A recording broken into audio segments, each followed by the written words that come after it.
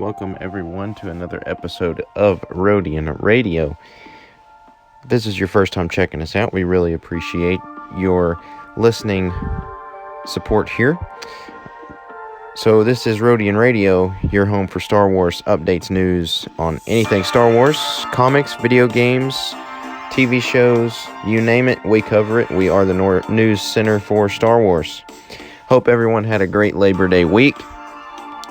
We got to sit back and check out this new Obi-Wan Kenobi, a Jedi's Return behind the scenes documentary on Disney Plus yesterday for Disney Plus Day.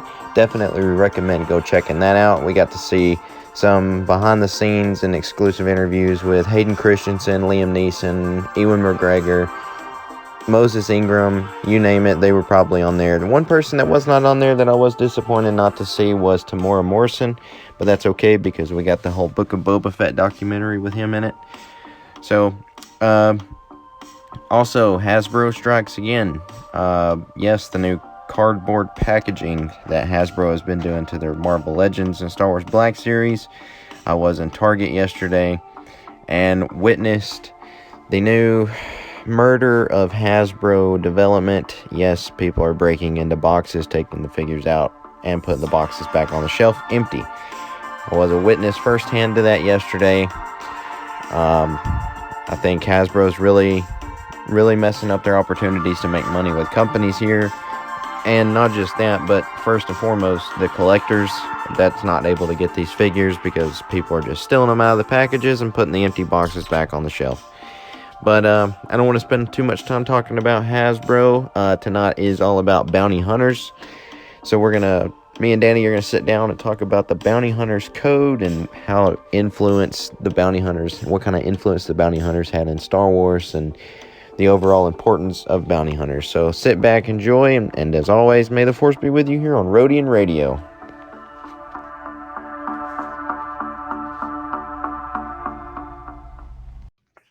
Welcome, ladies and gentlemen, one and all, to another episode of Rodian Radio, your news center and home for all things Star Wars. My name is Chase, and tonight we are going to talk some new Star Wars updates, some new Today in Star Wars history. Pretty exciting announcement for Today in Star Wars history, and we're going to go over what bounty hunters mean and their importance in Star Wars. But I'm not here by myself. I'm here with the one, the only Mr. Danny Cruz. Woo! And you're on with the man with the best audio that he has on Rodian radio history. Able to get it through the computer after the beautiful update that they did, and I'm ready to go. Yep. If like you hear in our sponsor at the beginning of the show, Anchor is the best way to create a podcast on your own for free. And it automatically distributes out for you on any platform you want to use it through. And now we have clear audio. We do. So Ain't that a round of beauty? applause. Yes, sir. All right, Yes, so sir. let's get started in here. We're going to start with today in Star Wars history. All right, on this day, 22 years ago, Danny, 22 years ago, All right, let me hear it. 22 years ago, on this day, the Phantom Menace Art of Book, if I'm not mistaken. I've got it pulled up here. So in 2000, on this day, the Art of Star Wars Phantom Menace paperback was published. 22 years ago. 22 years ago. Time flies, man. Time flies. That movie is now 23 years old. Stop. No way. 23 years old. Really makes you think, Look what don't it? look what's happened with Star Wars within 23 years compared to the other 23 years. You had 3 movies versus 6 movies, gazillion shows. Like, Yep. what more can you get? And we're getting the announcement, I think, for a new movie at the Disney Expo. Is that correct?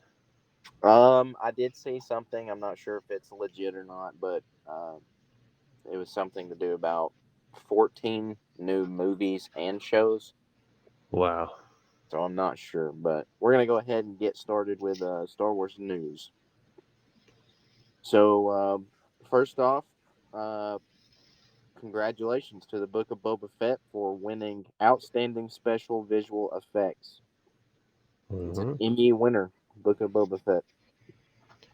Like a benta. Despite that show's fiasco, I agree it had beautiful visual effects. It honestly did, but like at least Star Wars, it's a progression. Like every single time, there's always something to improve. So that's good that they're heading in the best direction that they can. And with me sitting here on my search engine right here, one of the top questions that it says recently searched is did Star Wars officially end?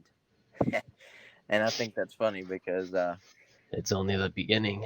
well, it to me it ended after Rise of Skywalker, but the But then Mandalorian's what saved it. the Mandalorian came back, and it was let's just say it's one of the best shows ever. It Star Wars has never been this good since Revenge of the Sith. I'll put it that way. Well, I'll No, go as I far was as gonna say saying the the Clone Clone Wars, Wars. Yeah, I was gonna say the Clone Wars too. Clone Wars and Rebels, but still, that was technically we're not counting season 7, so that was 6-7 years ago. Why not counting season 7? Is it because it's like Well, new? because it was produced under Disney, so technically it's newer Star Wars. I see what you mean. I see. But then I can Okay. already hear the technical people. Well, technically, Star Wars Rebels was on Disney XD. Yes, you're right. I'd be like, shut up. Yeah, it's just the streaming service that they had it on. It wasn't. It doesn't hmm mean it was a part of Disney. hmm But yeah, man, like it's exciting that we're getting new content. Like, and it's crazy how Star Wars has grown. Like within what 23 years, you like it has its ups and downs. But overall, I think it's been a good experience with it. Don't you think? Oh yeah, definitely, definitely. Outside of the sequels, yeah, definitely. Yeah, yeah, Speaking of the sequels here, I know we touched on it 2 weeks ago with Rule the Galaxy podcast, but John Boyega was in a recent interview and they asked him, I guess, would he ever consider coming back to play the role of Finn? And he hmm says, more or less, he's good right now where he's at because of how much underwriting that Finn had hmm in 8 and 9. And somebody asked him, would they read the alternate script of Colin Trevorrow's version hmm of the sequels? And he said, no, I would not read it because it would just break my heart. And to me, John Boyega is a good actor, and Finn is probably one of the best characters out of the sequels, but they did him so dirty in how they wrote his character. I wouldn't say he's one of the best because I say after episode what Rise of Skywalker. I mean, I'm sorry, after Force Awakens, he was like pretty much pointless. Yeah, It's not but the see, actor's I fault. that's where I think they were playing with the idea of making him a Jedi, but hmm they decided to go with Rey. Yeah, and then like they still decided to play that he was a Jedi because he was like, I just get these feelings. Yeah, they just wrote his character so bad, but it does break my heart that he's got to the point to where he doesn't want to come back to Star Wars because of what he went through. Yeah, and I get it, man. Like sometimes like you get done dirty with like how you expect it to go one way, but sometimes it doesn't, man. Like it's it's really sad how they how they screwed him over. Like he had potential. I thought we were gonna see like two Jedi's like growing together and then trying to fight Kylo, and then I guess like one of them dies for each other, and it has significant meaning. Like it's it's just I remember in the posters Force Awakens where he had a lightsaber, and then in China like they took him out of the whole picture. I don't know. Yeah, there was that whole controversy. It's I don't if know. you Well, see, I think they would. It would have been better if they would have just killed him off in the Force Awakens. Yeah, like when they sliced his back, like, and that didn't kill him. Like, I don't know. That's a little questionable. Lightsabers got giga nerfed. Oh, they did definitely, but yet Han Solo can take one saber to the stomach and he's dead. Because he's been asking for death for like what, 30 years or Yeah, something. 30, 40 years. I Yep. love it how he's just like, just blow it up already. Blow it up so I can't come back. Yeah, he's like, oh, here we go again. He's like, I got Indiana to do. I don't have time for Star Wars. Ah, Harrison, the one guy who never wants to come back at the Star Wars. He has a point. I mean, he's got a point. You know, like it's like, especially with like the series that, or I guess if they continue on from like the sequels, like yeah, it can be a little bit like over. What's the word? You know, I would like to see Alden Ehrenreich come back as Solo, Yeah, that'd be a good interpretation. It's like somebody. but I wish they would do it in. I wish they would make their own series and just call it Smugglers of the Outer Rim or something Hmm. like that, and have the Yeah. main characters be Han and Chewie, Hmm. and just make it, tell the stories through a series within the 30-year gap between Jedi and Force Awakens. What they're doing with all their shows right now, Hmm. Smugglers of the Outer Rim would be a fantastic series to do. You could have all sorts of bounty hunters, and I know we're about to talk about bounty hunters, but this just came out of my head. You could have more stories from Dengar and Bosk and Boba Hmm. and even Hondo. That's true. It's just more of like a live adventure story that Yeah, just Star like a Wars live needs. adventure Yeah. story. Nothing that really ties in with the Skywalker stories, Hmm. but it could still work as canon. Yeah, absolutely. Like it's uh mm, maybe down the line we'll get something, but right now I feel like I think they're concentrated on just like the They're series, like concentrated on Mando. their invented Infinity War of Star Wars. That's what they're concentrating on right now. No, they can't. They can't really do it because Marvel can't do what DC can, and DC can't do what Marvel can. Like they just have to do their own thing. Like I think Marvel's movie of DC was Eternals, and look at how it turned out. It turned out to be one of the worst movies you could possibly like see. You know? Yeah, and then DC did the Justice League, and it was its version of Avengers, and it didn't work. Hmm. And Star Wars is kind of like you just can't. You have to do your own thing with Star Wars. You can't compare it to anything else. And in Star Wars, you have so much content. Like there's no need to like do something else. You know? Yeah, I would say the only thing you could really compare Star Wars to would be the Harry Potter franchise. No, because of how much debt and then the open world and everything. Yeah, the open world, the characters, the storyline, the hero's journey. That's about the only thing I could compare Star Wars to. Hmm. Yeah, I can agree with you on that one. But so that's I would like to see Han Solo come back. Hmm. Young Leia. I mean, we could get Millie Bobby Brown to play young Leia. Maybe, but I don't know. I feel like we need to like move past the old. We need new characters, but like We need so new characters, but with the older timeline. I don't need yeah, any sequel timeline with new characters. yeah, absolutely. But like, But what if we need like a balanced show? You know, like kind of like I don't know. And Andor would be one of the first because it's like there's no Jedi's, or that's what it looks like so far. And yeah, there's no Jedi, there's no Sith. It's literally just rebellion and empire. it's gonna be interesting because I think the what was I saying? The siege. Sorry, ladies and gentlemen. It's a little early for me, but yeah, like from what I noticed from the trailer, that the CGI and the special effects look absolutely astonishing. You know, like it's definitely like it shows tension. something's coming, even though we've seen this for like a billionth time. But I can it's tell you that this show, the CGI is going to be way better than what Marvel's doing with their CGI right now. yeah, Marvel CGI is down the toilet, like especially with the Hulk and everything. Like that's I don't know, like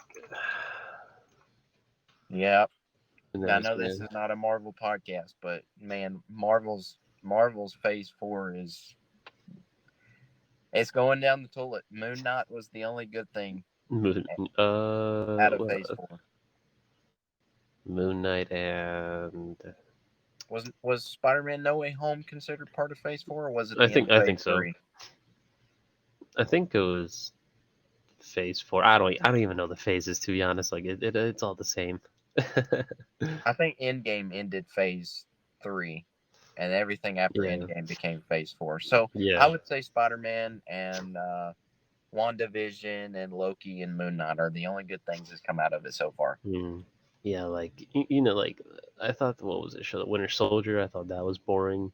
The She-Hulk, I didn't even bother to watch that. Like, The first episode was really good, but it's just gotten to the point now to where it's too it's just too modern, and I feel like Marvel's just trying to fit their story to fit every way of life as of mhm. 2022, and it's just not working for a superhero. Like, I get it, I get what they're trying to do with a female main character and all this stuff, and that's all right, but Yeah, I don't need it shoved in my face.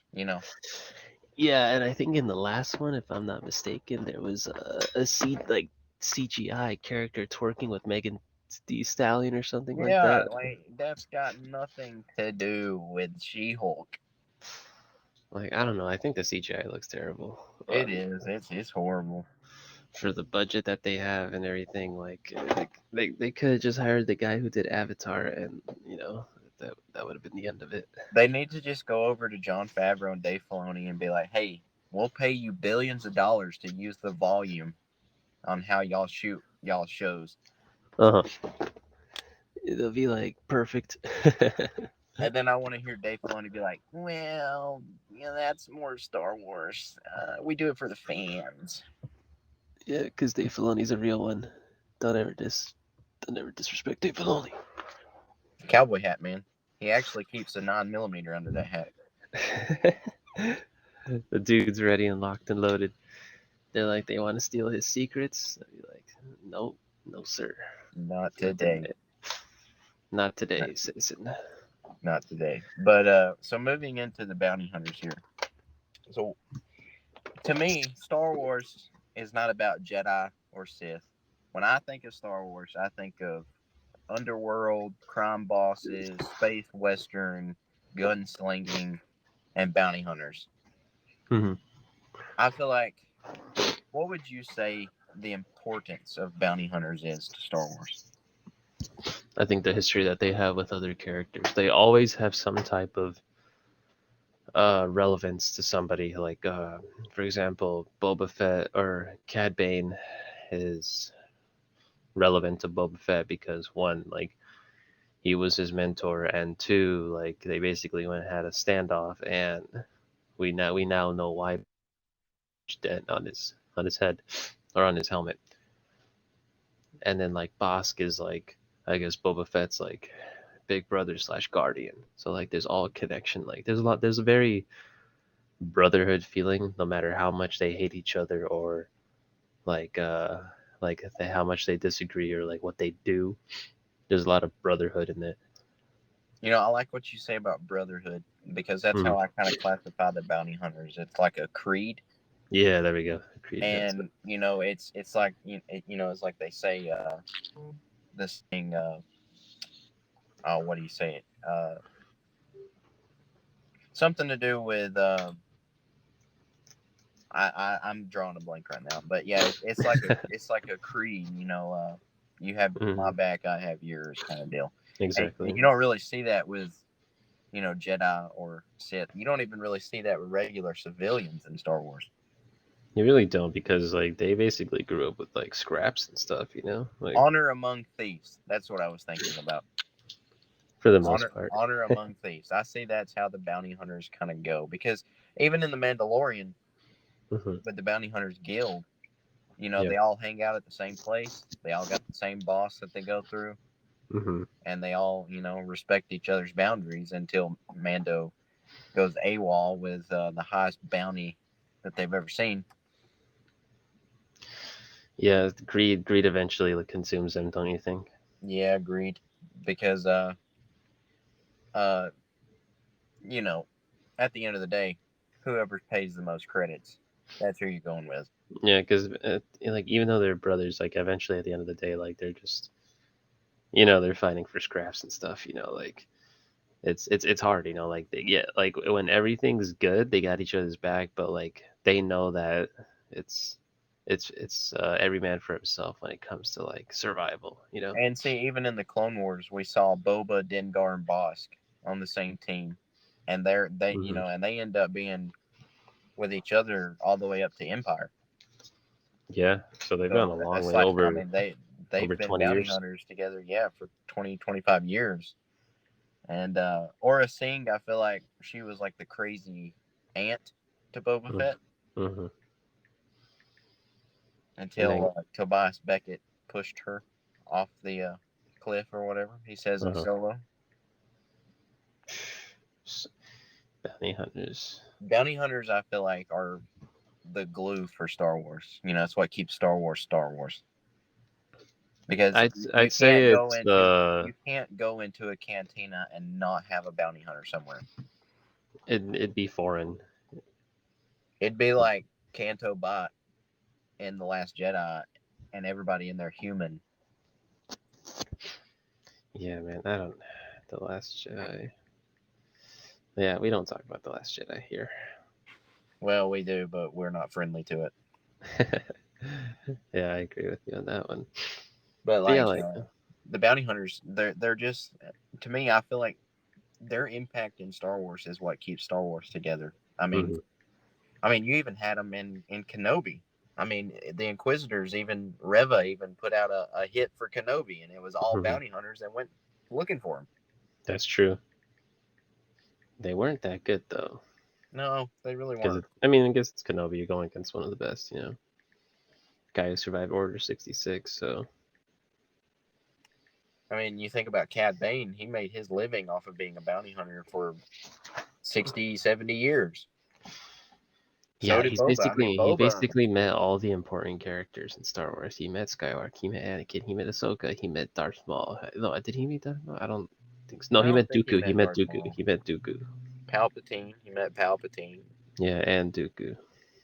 Some of the Hutts, and he, Hmm. you know, I, do you think Cad Bane ever had a relationship with Jango Fett? No, I don't think so.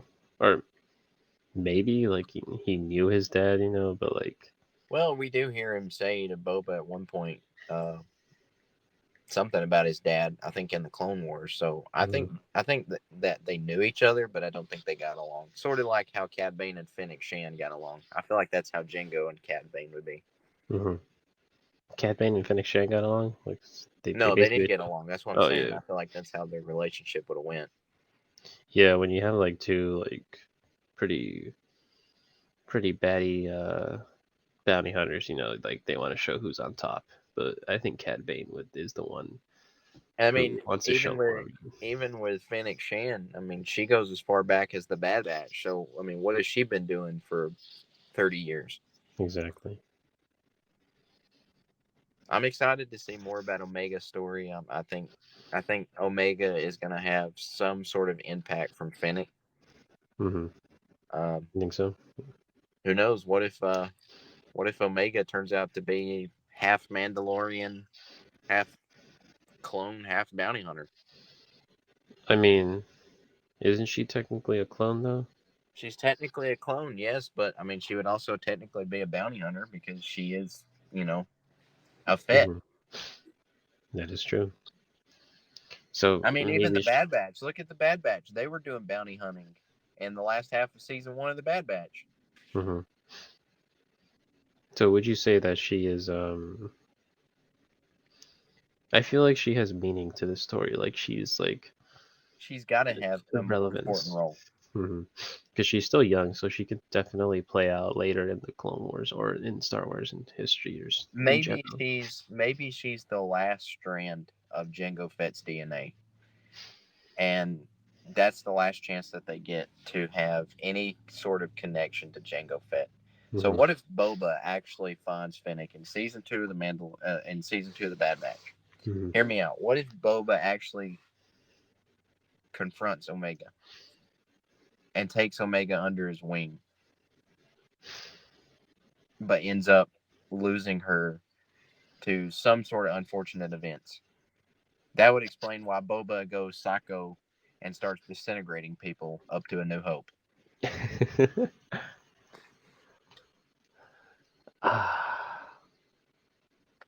I think that is a good story to tell, but I hope for the best on that one. Yeah, that'd be awesome to hear. Like a whole new storyline. Like there's a lot more like heart and meaning to the story. It's just there's like, a lot of directions that they can go with Bad Batch season 2. Absolutely, absolutely. A lot of directions. The thing is, when? Yeah, when? Yeah, I believe we're getting Bad Batch the end of September. I think so too. I believe it's the last Wednesday in September. And Andor is September 21st, I believe. Yeah. So, I mean, if you think about it, Cassian Andor is sort of a bounty hunter. Cassian. Except what he bounty hunts is just Imperial plans. He does, and what he also is known for is he's also a rebellion leader. So he's like part-time bounty, part-time like rebellion leader. Bounty hunters are probably the best thing out of Star Wars. I'm not gonna lie. Definitely makes an interest of the characters, and it started obviously in the Empire Strikes Back, or I guess the Cantina New Hope. It all started in New Hope, and then it just expanded like throughout It all started with a Greedo. It did. We're of course inspired by Rodian Radio. Inspired all of Star Wars, of course. And just for everybody listening, McClunky is canon. McClunky is canon. You hear that, Jedi Talk? McClunky is more canon than the sequels. You think so? I know so. All right. I'll hold you to that. I was like, we got a special guest. We do. He says hello in the back. See, I said McClunky, and it got him all riled up. It did. But no, so little fun announcement here. So I actually bought the Lego Skywalker Saga last night. What'd you think of it? I played. It's very fun. It's very open world, beautiful graphics, and so I played the Phantom Menace last night. And I got to a part to where Qui-Gon says when Padme gets out of the Naboo ship to go with Qui-Gon and Jar Jar and R2 to look for the parts in Watto's scrapyard. I didn't think about this when I was watching the Phantom Menace, but in that scene, Qui-Gon tells Padme, "I don't think this is a good idea, but if the Queen insists, then you can come along." And he says something like that in the video game last night, and I got to thinking about it. We've said before, I think Qui-Gon can see into the future. Yeah, he works with the screenwriters. So what if Qui-Gon actually knew that something bad was going to come out of Padme meeting Anakin, but he didn't know what exactly? That could definitely be a possibility. Like if he said something, it was meant, it had a meaning to it. Like Qui-Gon is not really the type of guy to just say things. He's like no. He's pretty. Because why else would he tell? Because at that point in the movie, they didn't know Padme was actually the real Queen Amidala. So why else would he say it's a bad idea for the Queen's handmaid to come along? Maybe because he knew it was her. I don't think he knew exactly, but I think he saw into the future and he thought, and he's seen some sort of outcome in the future is going to be because of this handmaiden coming along with me. Yeah. Because think about it, if Padme never met Anakin, Anakin would have never turned to where he was at. But we wouldn't have New Hope and all that. So I definitely, this is one thing why I want an Obi-Wan season 2 is I want to see more of Qui-Gon's connection with the Force. Mm-hmm. I want to see more story about Qui-Gon's mentality through the Force. It's like I feel I'm gonna get a Ra's al Ghul feeling with the Batman and Oh yeah, definitely. and the feeling where he's training him on the ice. If we see some training on the ice, I feel like that's a tip to the hat to There's Christopher Nolan. Nolan. Mm-hmm. What if Christopher Nolan directed a Star Wars movie? He'd It probably would have be. no It would CGI. be. Imagine if Christopher Nolan and Michael Bay directed a Star Wars movie. We'd have explosions, but Yep, explosions and in epic high definition. soundtracks. In the high definition. Please excuse our friend. He's just a little excited for He's some excited. stuff. He's Yes, excited for Rodian Radio. He is. Just go blasting. Nah, he's just a very happy doggy. But Yeah. yeah, I would like to see more of Qui-Gon's story about his mentality connection through the Force. I feel like that would be a very great. I mean, you could do a whole episode just on Qui-Gon's backstory. Mm-hmm. I would Qui-Gon like to They see made more books live about him. action story of Obi-Wan as his Padawan. Mm-hmm. Yeah, they could interpret. I think the book that they made. I don't know if it was called like something. It was called something Apprentice. Like I forgot what it was called, but you know the book that they released with. I think it was supposed to be before the Phantom Menace. If I'm not mistaken, there's a book called Master and Apprentice, but There we go. I think it revolves more around Dooku. Does it? Oh, okay. Because I never read it, but I just saw the cover of it. It had like a picture of. That's another Obi-Wan. thing I would like to see is more story about Dooku's connection through the Force. Because Dooku is connected to Qui-Gon, Qui-Gon is connected to Obi-Wan, and Obi-Wan's connected to Skywalker. So Yeah, Dooku's also connected to Sifo-Dyas, which is connected to, it can go from there. mm-hmm. Who knows? Yeah, absolutely. Like it's. What if what if Count Dooku taught Obi-Wan? I feel like Obi-Wan would eventually join Dooku, Mm-hmm. like he asked him to at the end of episode 2. You think he would have joined him though? Yeah. Yeah. I think so. I think Obi-Wan would have had too much compassion that is his old master if Dooku. Mm-hmm. Yeah, but he was loyal to. I think the Qui-Gon thing works too. Dooku would have been a different type of flavor, but like it would have been. But it makes me wonder though, like, what did Dooku teach? I wonder if Dooku could see into the future and he taught Qui-Gon how to do that. Maybe before he turned evil. Why is it that Christopher Lee plays all these good guys and then they turn evil? Yeah. Like Saruman and now Count Dooku always tries to play the guy that. I don't necessarily think Dooku is a bad guy. Mm-hmm. I just think he's independent.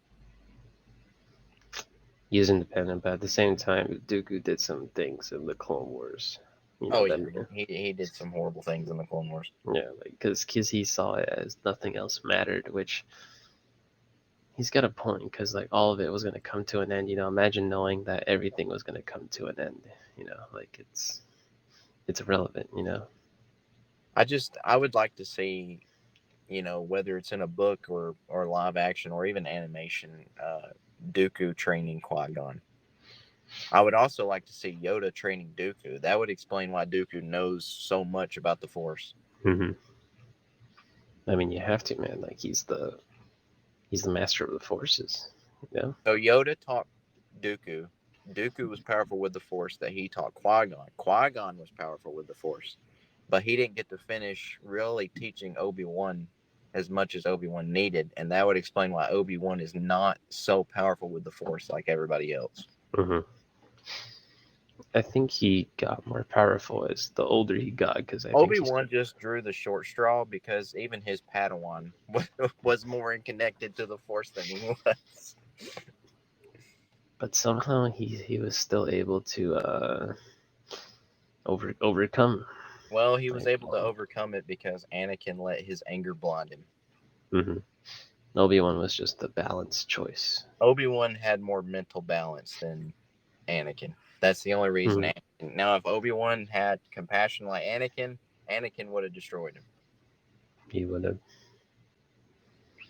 It's crazy how you see how everything's connected in Star Wars. It's all there. We just have to. It's all there. It's just was told from a certain point of view. It was. There's so many different points of view how you can see the show and everything. Yep. And then Anakin taught Ahsoka, and then Ahsoka technically taught Ezra somewhat. Hmm. So Okay. makes you wonder where Ezra's at and what he's doing. That is another important character that should be put on live action. Hopefully sooner than we think. Like Yep. it's going. I need to see a live action Zeb and Chopper. I need to see Chopper meet R2 in live action. I need to see that. Yeah, that is something to see. Who knows what they're gonna say to each other? Battle of the droids. Who knows? Battle of the Droids. Hmm. That would be great. We're always gonna have Star Wars content, no matter where we go. Oh yeah. I think it's a beautiful thing. I really think so. Like, And that's the great thing with us is we can always make a show out of anything Star Wars. yeah, even like off of one topic or one scene. Like what just to create ideas. And then sometimes when they come to life, it's like, all right, we were close or we were right. Yep. Another thing I would like to see is the Mortis trilogy from the Clone Wars. The planet with the father, the son, and the sister. Yes, that's I a would like to see that in live action. hmm that. I feel like that plays a lot more into the story of Star Wars because I would like to see it in the Ahsoka series. I would like to see Ahsoka now that she's fully grown in the Force go back to there. I could see that being part of it because she was the one that was basically saved by the daughter, and then the daughter turned into the little bird, right? Yeah, Mora. Mm-hmm. Yeah. But So I would like to see Ahsoka take Ezra there, and them have Force flashbacks of Anakin hmm and Obi-Wan and even Plo Koon. If Dave Filoni is over anything Ahsoka, we're gonna get some sort of Plo Koon. And I know, when was the last time we had a live action Plo Koon? Revenge of the Sith. For like maybe a couple seconds too, which is insane. Because that is Dave Filoni's favorite Jedi. It really is. Excuse the background. It's can you still hear Oh yeah, I can hear the Wookiee back there. it? Yeah, it says we have people rearranging the house, and Pookie's not really familiar with guests. There you go, Pookie the Wookiee. Yeah, Pookie the superior. But Yeah. I guess that's all we had to talk about tonight. You want to Mm. say anything before we wrap up here? I would say just there's it may not look like it, but there's a lot of Star Wars con from, I'd say, whenever. I think, which one starts first, Andor or Andor. okay, so the moment Andor starts, we're gonna get 3 episodes nonstop. back to back to back. Wow, that's a lot. We're probably gonna get nonstop Star Wars shows for, I think, until the summer. Oh If no, I'm not not even. mistaken, Andor is a 12 episode series and Bad Batch is 16. So we're gonna get Star Wars, two separate Star Wars things, all the Mhm. way up till probably December. I think a little longer than that, like maybe the first week of January or something like that. Because Mando season 3 picks up February of 2023. Mm-hmm. 16 episodes. How many we could see it in terms of the NFL? 16. Yeah, That's that'll 4 take us to months. that'll take us to December. And yeah, January would only be somewhat of the dry spell, and then February kicks off with Mandalorian till the summer, and then it's Ahsoka, right? Yes. And then after Ahsoka, nothing has officially been released, but I want to say Acolyte Hmm. will be the September Who spot know who next knows year. how long Ahsoka's gonna be? I think that's gonna be like a. Maybe a 6 or 8 episode I was gonna season. say like 20. I wish. I wish. Yeah, it's that. Oh, no, I'm gonna give it a solid 10 episode series. I think 10 is a safe number to say. I think they're going to do it like the Obi-Wan. I think they'll do just the 6 episodes and be done with it. 6 episodes is not enough though. I know that's a lot of hours, but it's a film. But like 10, I think 10 episodes is like 10, which I don't expect anything more than 10. But if say like we get 8 or 9, that's already good enough. But Well, six Dave is Filoni is over it, so we probably will get more than usual. yeah, like Just because Dave wants to tell stories that have not been told. all the time, and like it's I don't know, like we'll see. So, Yeah, but basically, like just be ready for a lot of Star Wars content, and it's exciting to see new. We're basically seeing two different types of episodes: one live action, one animated, and then we're gonna go back to live action. but it's the same timeline. Exactly. So and yet again, like some people don't consider I guess the animation part of the storyline, but it actually does partake. It's just It does. it's very hard for It's just a lot to connect.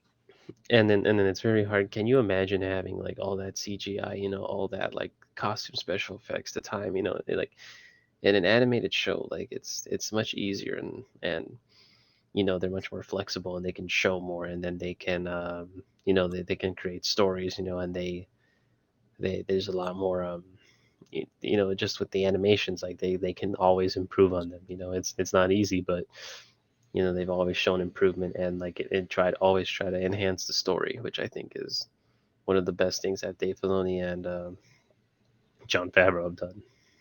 Yep. And Bryce Dallas Howard does a good job too. She does really good too. Like she does have her father's view, or like her the father's talent. Directing good films, and we're who knows who else is to come. There's so many other directors that want to take a shot. Just sometimes we just got to give them a chance, and then it might be a bust sometimes, but I would at like to least we see know. Zack Snyder put his hand in Star Wars. I do not want him touching Star Wars. That I don't, not at all. Like he can stick to his mediocre DC films. Something I would say. Imagine we had Quentin Tarantino. Oh, there we go. It would just be full out Western. He'd take control of the bounty hunter story. He would create a god tier script. Absolutely. Yeah. And who's another one that would be good?